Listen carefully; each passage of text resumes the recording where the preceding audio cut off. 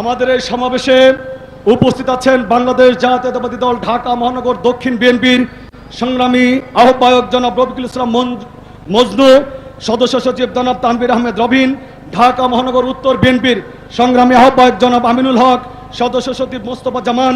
উপস্থিত আছেন জাতীয়তাবাদী ছাত্র দলের সংগ্রামী সভাপতি রাকিবুল ইসলাম রাকিব, সাধারণ সম্পাদক নাসির উদ্দিন নাসির, কৃষক দলের সংগ্রামী সভাপতি জনাব হাসান জাবির তুহিন, সাধারণ সম্পাদক শহীদুল ইসলাম বাবুল, স্বেচ্ছাসেবক দলের SM জিলানী এবং রাজীব আহসান সহ নেতৃবৃন্দ। তাদেরকে জাতীয়তাবাদী শ্রমিক দলের পক্ষ থেকে এবং আজকের সমাবেশের পক্ষ থেকে অভিনন্দন এবং ধন্যবাদ জানাচ্ছি।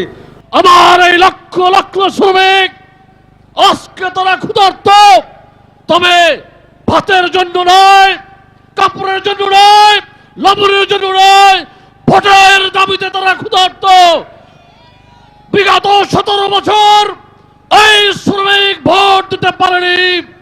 অনুরোধ করবো অবিলম্বে আপনি নির্বাচনের রোডম্যাপ ঘোষণা করুন, নির্বাচনের তারিখ ঘোষণা করুন। ভোটের মধ্য দিয়ে যে সরকার গঠন হবে সেই সরকার, বিএনপি সরকার, আবার শ্রমিকদের ভাগ্য পরিবর্তনে লড়াই করবে।